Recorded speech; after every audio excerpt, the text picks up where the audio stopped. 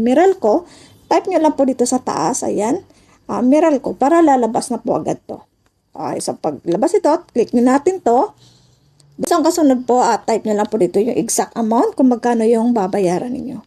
Okay, so dito naman po sa customer account number, ito po yun yung makikita nyo po sa pinaka-resibo ng inyong sa Meralco, yan. Hanapin nyo lang po yung customer account number. Okay, so yan po, 10 number po yan, no? Okay, so dito nyo po ilalagay yung customer account number. So make sure po na hindi magkamali, no? Kahit isang number, para po makredit yung binayad ninyo. Okay, so dito naman po, pwede namang hindi na maglagay ng email address, no?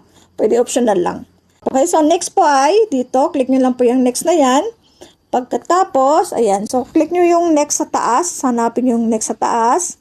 Tapos, ayan, so kagaya nito, screenshot nyo lang po, no, para patunay po na nakapagbayad na kayo. So hanggang dito na lang po, at sana po nakatulong sa inyo. You're welcome.